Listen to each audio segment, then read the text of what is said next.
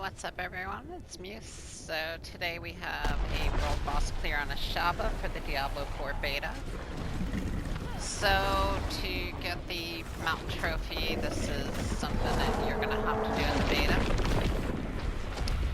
Before you come in here, it's a very difficult fight even on World Tier 1 because it's a level 25 world boss. We're only allowed to go to level 20. That makes it difficult in itself. So before you come in here, I would recommend getting to level 20, gearing yourself up the best you can, upgrade your gear, get legendaries, do that kind of thing.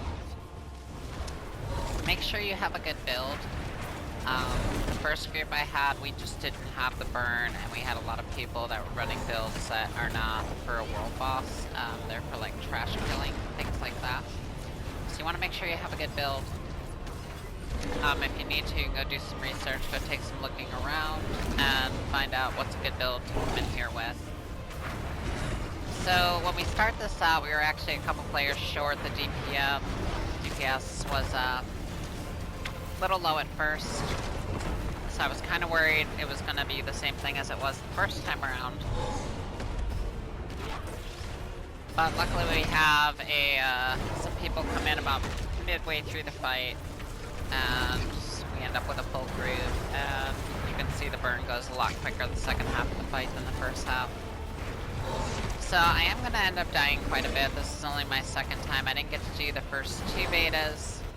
So it's only my second time dealing with this boss, and I'm kind of still trying to get a handle on how to deal with the mechanics. They kind of bounce around a lot, so it's kind of hard to figure out positioning. If you're too far out, there's a mechanic that kills you. If you're too far right on top of him, there's a mechanic that kills you. So it's a little tricky figuring out mechanics on this.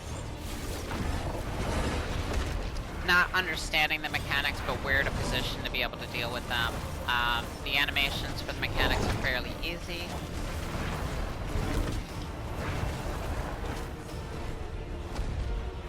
Jump, that's one of them. There's another, that little ground punchy thing.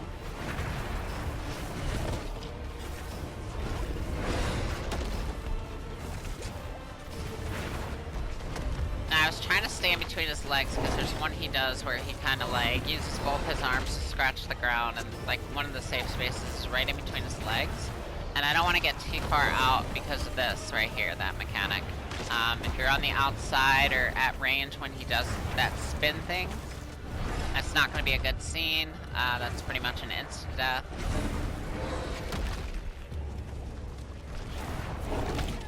Character's name is Squishy. She lives up to it. She's got lots and lots of burn, but she's definitely not good at taking hits.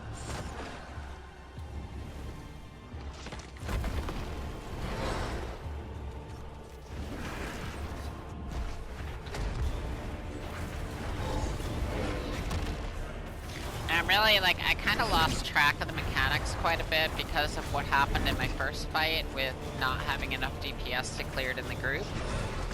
I was really, like, trying to pump out DPS here. Like, whatever I could do to get in here and get DPS on this thing.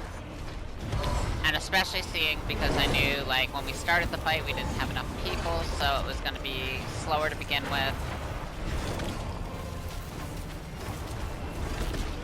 And so, like, I'm watching the boss's HP, and I'm watching the timer, and I'm kind of, like, in my head doing the math of, are we going to be able to clear this? And it's really close at this point, so we're actually a little bit behind. So I'm really like, we need to get DPS on this thing, we need to get DPS on this thing. And that's like my main, what I'm freaking out about.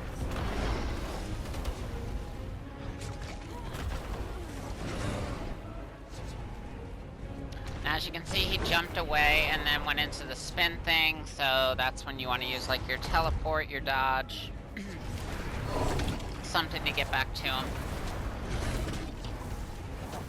This boss does move around quite a bit, which makes it really kind of interesting, setting yourself up and positioning for mechanics. on top of trying to get your skills off and being it's 5 levels higher than the entire group.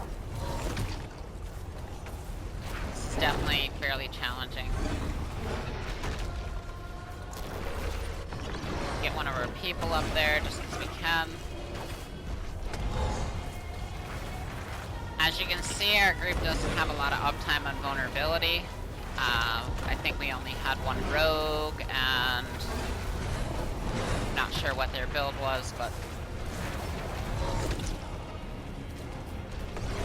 just didn't have a whole lot of uptime on vulnerability. That kind of changes when the group ends up filling out and some more people come in.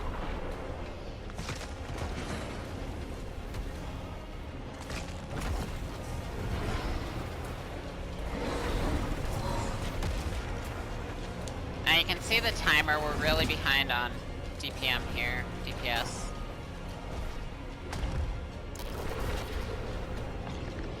My constant dying is not helping.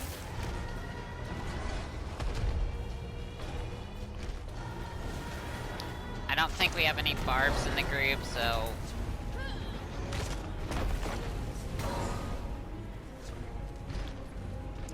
Not really getting healing. The mechanics are, like I said, the mechanics are pretty tough, especially when this thing's moving all over the place.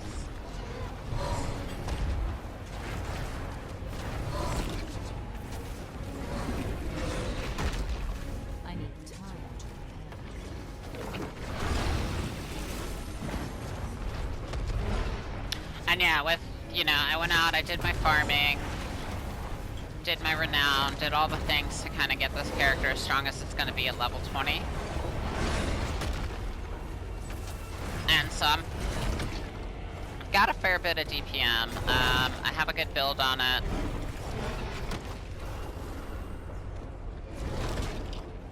And I'm just trying to make up, you know, there's we're not going to call them out or anything, but there's somebody in the group I saw with the necroskeletons, and they're absolutely atrocious for this fight. They just get wrecked, and there's no point to bringing them in here, and it's just actually nerfing the group's DPM to bring necroskeletons in here.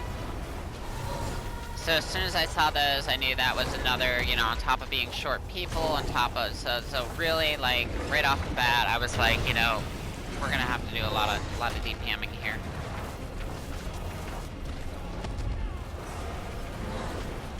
So my build works off burning, dot damage, and these firewalls.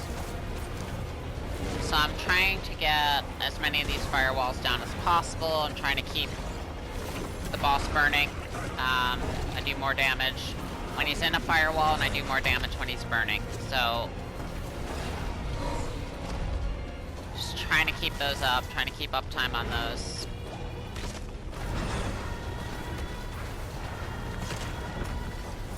We're about halfway through the fight now.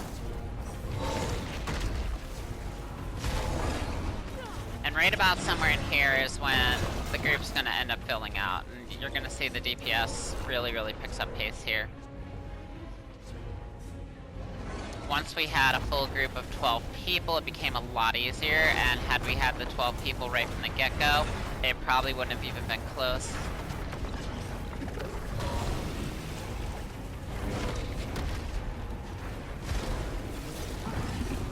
There was that scratch thing I was talking about where he drags his two arms. If you saw, I was standing in the middle, so I didn't get killed by it.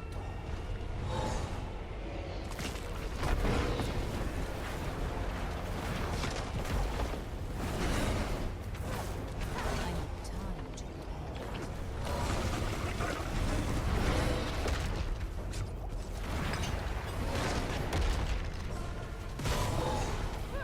That time I took the scratch thing. It was a little off under his wing arm there.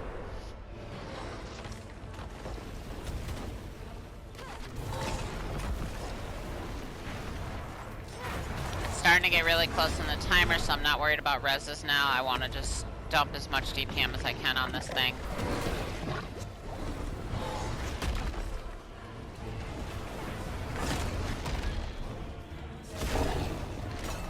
And as you see, as he gets closer and closer to his demise, the mechanics become a little more and more intense. Starts dropping all this poison stuff all over the ground, and positioning is really, like, I'm sure after doing this fight enough times, it would be kind of easier to get a hang for it, but, you know, again, this is my second time dealing with this guy, and not doing too shabby.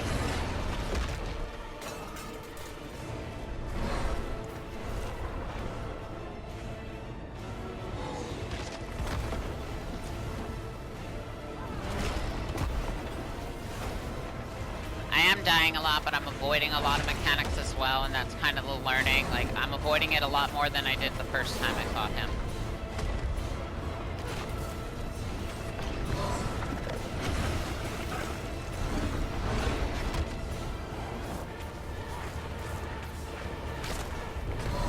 With him in the poison right here, there's just not a lot of places to stand. That's where it gets kind of tough. Now we're down to the wire, but like I said, we had people come in, fill out the groups, and now our group DPM, we're actually burning through it, and I'm watching it, and I'm doing the math, and I'm like, okay, we got this. At this point, I know we got it. Like, I can see how fast his health bar is going down now.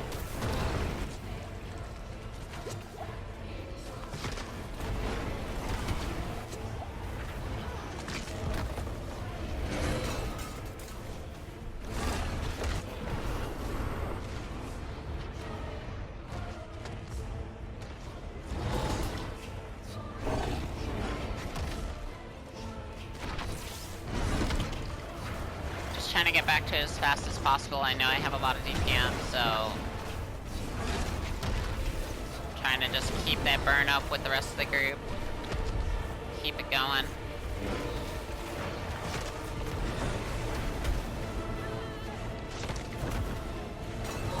And I wasn't the only one. We had some good DPS in this group, especially compared to that first group I had. We just didn't have it. Vulnerability uptime became really good when whoever came in, I'm guessing it was a rogue, but yeah, they're doing really good with keeping the vulnerability uptime going. And that's it, he's gonna go down.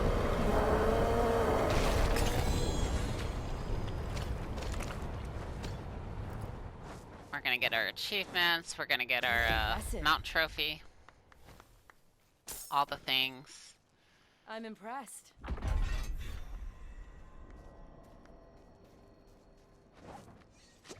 So yeah, pretty awesome.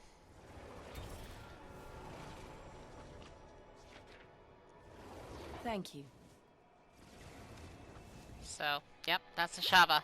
I appreciate y'all. I will catch you later. Thank you. Have a great day. Thanks. Bye, you too.